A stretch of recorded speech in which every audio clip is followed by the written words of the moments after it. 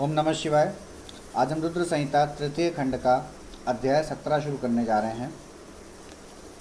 इंद्र द्वारा काम का स्मरण, उसके साथ उनकी बातचीत तथा उनके कहने से काम का शिव को मोहने के लिए प्रस्थान। ब्रह्मा जी कहते हैं, नारद, देवताओं के चले जाने पर दुरात्मा तारक दैत्य से पीड़ित हुए इंद्र ने कामदेव का स्मरण किया। कामदेव तत्काल वहां आ पहुँचे। तब इंद्र ने मित्रता का धर्म बतलाते हुए काम से कहा, मित्र, कालवशात मुझ पर असाध्य दुख आ पड़ा है, उसे तुम्हारे बिना कोई भी दूर नहीं कर सकता। दाता की परीक्षा, दुर्भिक्ष में शूरवीर की परीक्षा, रणभूमि में मित्र की परीक्षा, आपत्ति काल में तथा स्त्रियों के कुल की परीक्षा पति के असमर्थ हो जाने पर होती है। तात संकट पड़ने पर विनय की परीक्षा होती है और परोक्ष में सत्य और एवं उत्तम स्नेह की, अन्यथा नहीं। यह मैंने सच्ची बात कही है। मित्रवर, इस समय मुझ पर जो विपत्ति आई है उसका निवारण दूसरे किसी से नहीं हो सकता, अतः आज तुम्हारी परीक्षा हो जाएगी। यह कार्य केवल मेरा ही है और मुझे ही सुख देने वाला है, ऐसी बात नहीं, अपितु यह समस्त देवता आदि का कार्य है, इसमें संशय नहीं है। इंद्र की यह बात सुनकर कामदेव मुस्कुराया और प्रेम पूर्वक गंभीर वाणी में बोला। कामदेव ने कहा, देवराज, आप ऐसी बात क्यों कहते हैं? मैं आपको उत्तर नहीं दे रहा हूँ। लोक में कौन उपकारी मित्र है और कौन बनावटी, यह स्वयं देखने की वस्तु है, कहने की नहीं। जो संकट के समय बहुत बातें करता है वह काम क्या करेगा? तथापि महाराज, प्रभो, मैं कुछ कहता हूँ, उसे सुनिए। मित्र, जो आपके इंद्र पद को छीनने के लिए दारुण तपस्या कर रहा है, आपके उस शत्रु को मैं सर्वथा तपस्या से भ्रष्ट कर दूंगा। जो काम जिससे पूरा हो सके, बुद्धिमान पुरुष उसे उसी काम में लगाए। मेरे योग्य जो कार्य हो वह सब आप मेरे जिम्मे कीजिए। ब्रह्मा जी कहते हैं, कामदेव का यह कथन सुनकर इंद्र बड़े प्रसन्न हुए। वे कामनियों को सुख देने वाले काम को प्रणाम करके उससे इस प्रकार बोले। इंद्र ने कहा, तात मनोभव, मैंने अपने मन में जिस कार्य को पूर्ण करने का उद्देश्य रखा है उसे सिद्ध करने में केवल तुम ही समर्थ हो, दूसरे किसी से यह उस कार्य का होना संभव नहीं है। मित्रवर, मनोभाव काम जिसके लिए आज तुम्हारे सहयोग की अपेक्षा हुई है उसे ठीक ठीक बता रहा हूँ, सुनो। तारक नाम से प्रसिद्ध जो महान दैत्य है वह ब्रह्मा जी का अद्भुत वर पाकर अजेय हो गया है और सभी को दुख दे रहा है। वह सारे संसार को पीड़ा दे रहा है। उसके द्वारा बारंबार धर्म का नाश हुआ है। उससे सब देवता और समस्त ऋषि दुखी हुए हैं। संपूर्ण देवताओं ने पहले उसके साथ अपनी पूरी शक्ति लगाकर युद्ध किया था, परंतु उसके ऊपर सबके अस्त्र शस्त्र निष्फल हो गए। जल के स्वामी वरुण का पाश टूट गया। श्री हरि का सुदर्शन चक्र भी वहाँ सफल नहीं हुआ। श्री विष्णु ने उसके कंठ पर चक्र चलाया, किंतु वह वहाँ कुंठित हो गया। ब्रह्मा जी ने महायोगीश्वर भगवान शंभु के वीर से उत्पन्न हुए बालक के हाथ से इस दुरात्मा दैत्य की मृत्यु बताई है। यह कार्य तुम्हें अच्छी तरह और प्रयत्नपूर्वक करना है। मित्रवर, उसके हो जाने से हम देवताओं को बड़ा सुख मिलेगा। भगवान शंभु गिरिराज हिमालय पर उत्तम तपस्या में लगे हैं। वे हमारे भी प्रभु हैं, कामना के वश में नहीं हैं, स्वतंत्र परमेश्वर हैं। मैंने सुना है कि गिरिराज नंदिनी पार्वती पिता की आज्ञा पाकर अपनी 2 सखियों के साथ उनके समीप रहकर उनकी सेवा में रहती हैं। उनका यह प्रयत्न महादेव जी को पति रूप में प्राप्त करने के लिए ही है, परंतु भगवान शिव अपने मन को संयम नियम से वश में रखते हैं।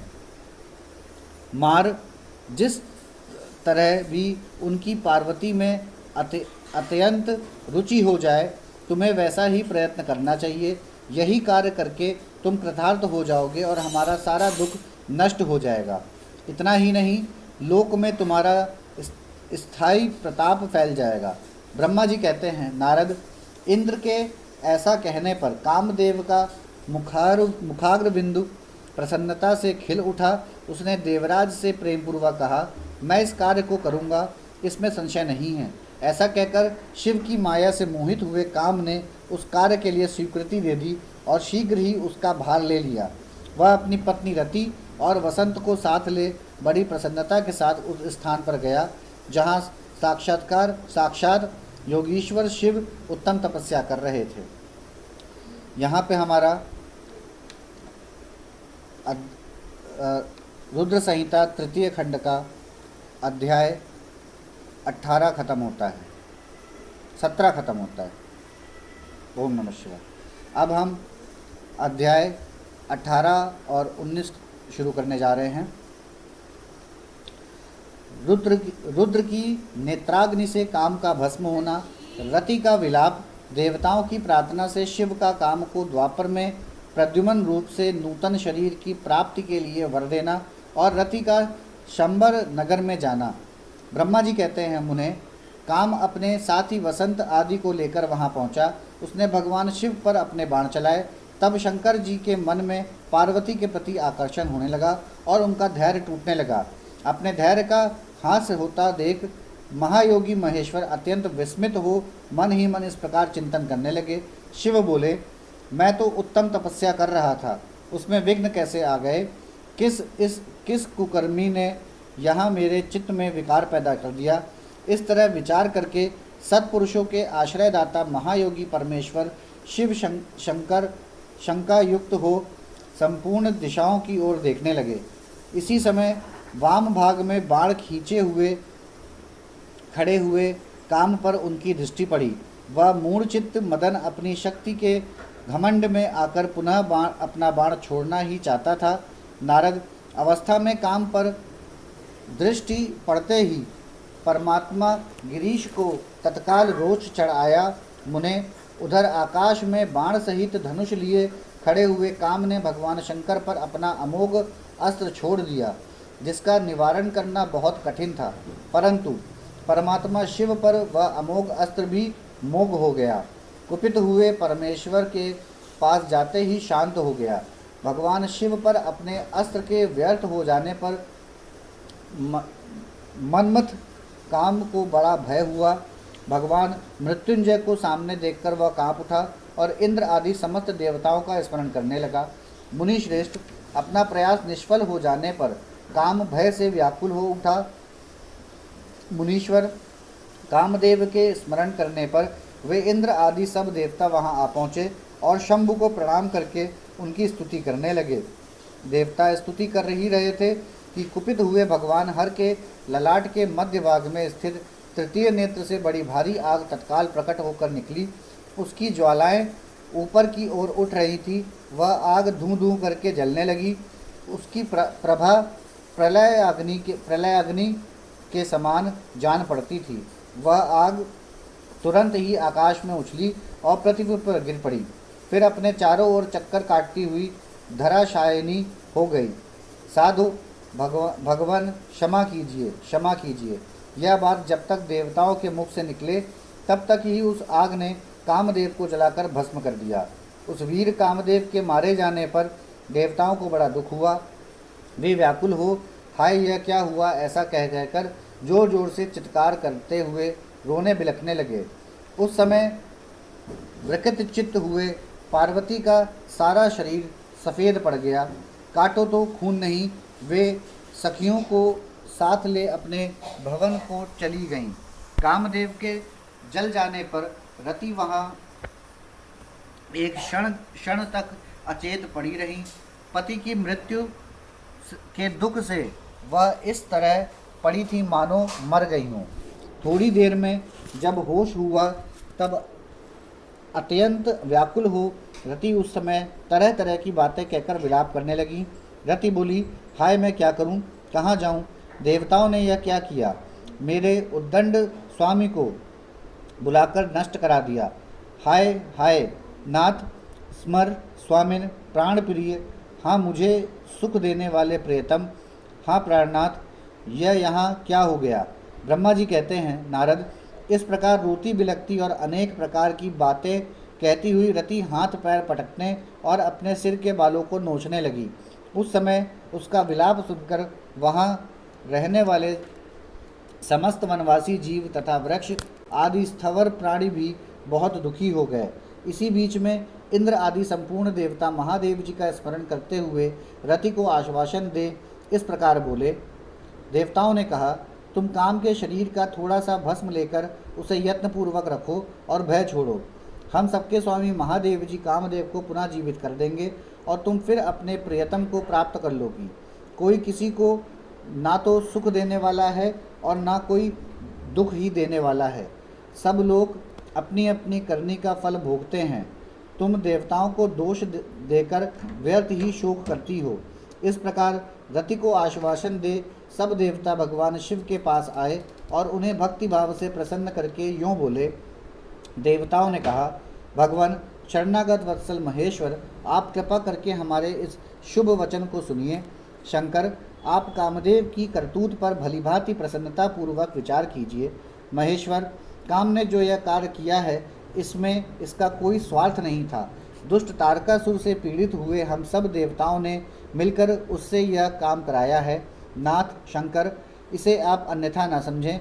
सब कुछ देने वाले देव गिरीश, सती साध्वी रति अकेली अति दुखी होकर विलाप कर रही है। आप उसे सांत्वना प्रदान करें। शंकर, यदि इस क्रोध के द्वारा आपने कामदेव को मार डाला तो हम यही समझेंगे कि आप देवताओं सहित समस्त प्राणियों का अभी संहार कर डालना चाहते हैं। रति का दुख देखकर देवता नष्ट प्राय हो रहे हैं, इसलिए आपको रति का शोक दूर कर देना चाहिए। ब्रह्मा जी कहते हैं, नारद, संपूर्ण देवताओं का यह वचन सुनकर भगवान शिव प्रसन्न हो उनसे इस प्रकार बोले। शिव जी ने कहा, देवताओं और ऋषियों, तुम सब आदरपूर्वक मेरी बात सुनो। मेरे क्रोध से जो कुछ हुआ है वह तो अन्यथा नहीं हो सकता। तथापि रति का शक्तिशाली पति कामदेव तभी तक अनंग शरीर रहित रहेगा जब तक रुक्मणीपति श्री कृष्ण का धरती पर अवतार नहीं हो जाता।